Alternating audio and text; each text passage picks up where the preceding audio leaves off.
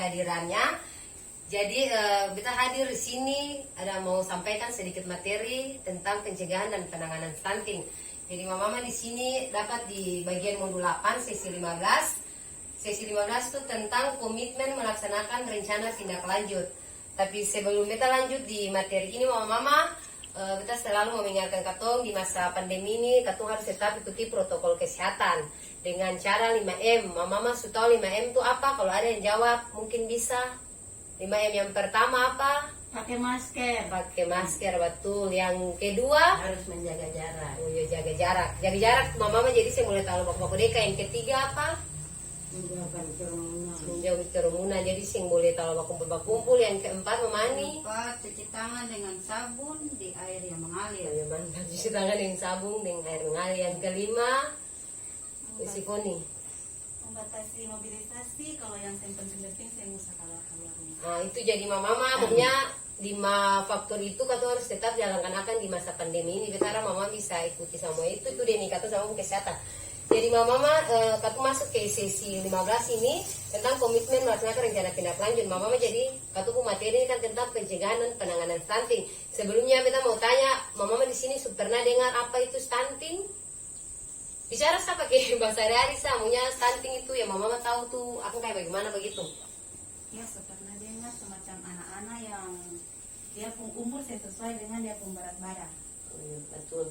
Jadi mama stunting itu maksudnya kayak macam pertumbuhan, ataupun pertumbuhan atau perkembangan tinggi dan berat badan sesuai. Macam misalnya beta dengan si Foni nih kata sama-sama umur 3 tahun, tapi ternyata maunya beta tuh berat yang misalnya harus 10 kilo. Ternyata waktu si Foni atau berat yang 10 kilo atau berat mungkin 6 atau 7 kilo, itu kemungkinan atau tuh mengalami gejala stunting. Tapi mama itu juga yang pasti stunting. Jadi mama begini, materinya kan tentang pencegahan dan penanganan stunting. Jadi kita mau sampaikan para mama salah satu contoh atau faktor yang bisa katu lakukan untuk mencegah stunting ini. Kayak tadi kan misalnya berat badan nih, jadi katu harus rajin ke puskesmas. Misalnya dari ibu hamil, di sini kan saya ada ibu hamil. Tapi misalnya kalau ada yang hamil, katu saling mengingatkan, maunya supaya dari waktu hamil kan ada janin, ada anak dalam katu kandungan. Itu dari katung hamil, katung harus rajin periksa kesehatan supaya di kesehatan sana kan juga katung bisa tahu katung anak calon anak nih, anak bayi nanti nih, maunya dia berat tuh setiap bulan ada naik seng. Terus kalau misalnya pung anak kecil, di sini ada yang masih pung anak kecil seng, maunya usia sampai 6 tahun.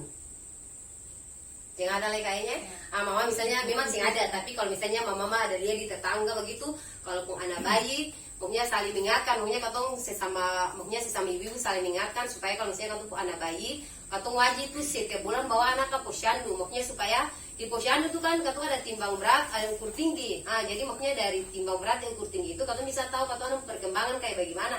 Supaya kayak tadi bilang tuh, kalau berat yang tinggi yang sesuai dengan umur, di situ kan kesehatan bisa dapat tahu. Kalau macam memang katong mengalami, maunya anak mengalami gejala stunting, otomatis dong bisa langsung kasih apa faktor-faktor untuk pencegahan dan penanganannya. Mama jadi itu bisa katong mencegah, kalaupun sudah terjadi stunting, katong bisa ada pun cara untuk maunya penanganan. Maunya orang bilang kayak macam mau mengobati begitu, tapi maunya yang sepenuhnya atau mama tuh tapi setidaknya katong bisa mencegah kan supaya jangan terlalu berkembang lebih luas. Jadi mama misalnya begini.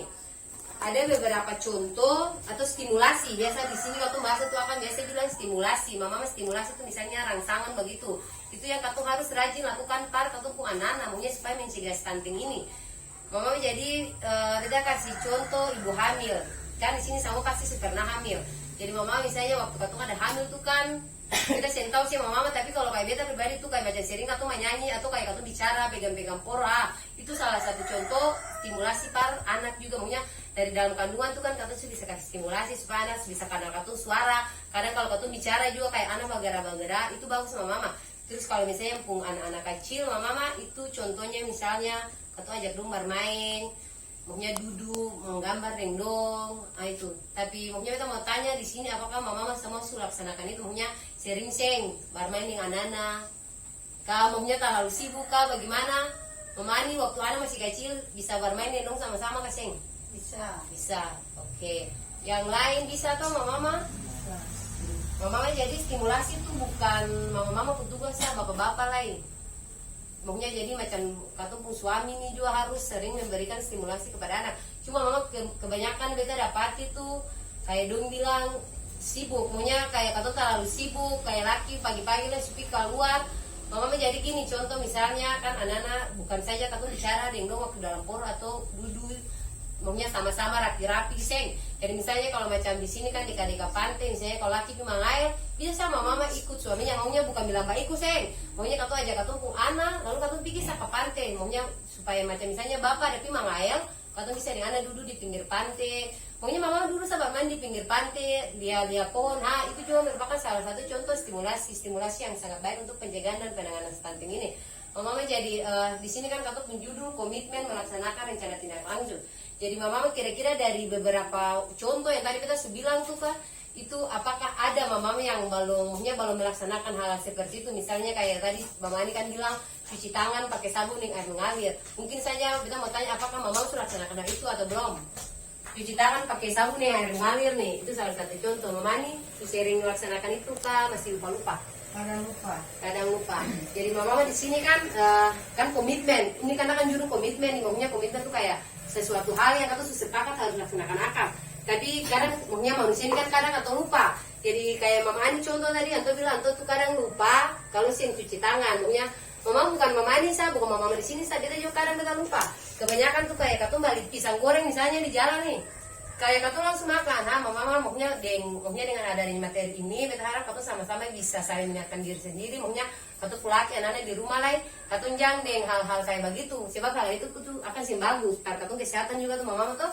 Jadi lewat materi ini kita harap mulai sekarang kalau katong sebelum makan katong cuci tangan pakai sabun yang air mengalir dulu, itu maksudnya jaga katong kesehatan. Mama bukan saja mencegah stunting, tapi di masa-masa maksudnya pandemi COVID-19 nih, itu juga merupakan salah satu contoh yang maksudnya hal-hal yang bisa bantu katong untuk terhindar dari COVID-19 maupun stunting tadi. Jadi mama itu saja yang bisa kita sampaikan. Maksudnya kita harap dengan materi singkat yang kita sampaikan para mama nih, kedepannya katong bisa sama-sama laksanakan akan komitmen yang tadi katong sudah bilang. Salah satu contoh tuh cuci tangan pakai sabun yang air mengalir. Ada banyak contoh nih mama, misalnya pemanfaatan jamban sehat. Tapi kan kita tahu di sini semua pun WC kan ada, jadi mama harus menggunakan WC itu sebaik mungkin. Maksudnya kalau katong mau BAB harus di WC, saya boleh di pinggir-pinggir pantai. Itu kan katong semua di sini. Terus sering membeli stimulasi itu mama kalau misalnya ada ibu hamil atau anak kecil. Maksudnya kalau mama di sini sing ada pun anak kecil sing ada ibu hamil, pokoknya katong sampaikan ke teman-teman yang lain, maksudnya ke katong tetangga, ke saudara-saudara yang ada hamil ataupun anak bayi, supaya katong saling mengingatkan, katong bisa laksanakan komitmen yang ada. Jadi mama itu saja yang bisa kita sampaikan para mama semua. Semoga apa yang kita sudah sampaikan ini bisa bermanfaat bagi katong semua demi pencegahan dan penanganan stunting. Sekian dan terima kasih. Shalom.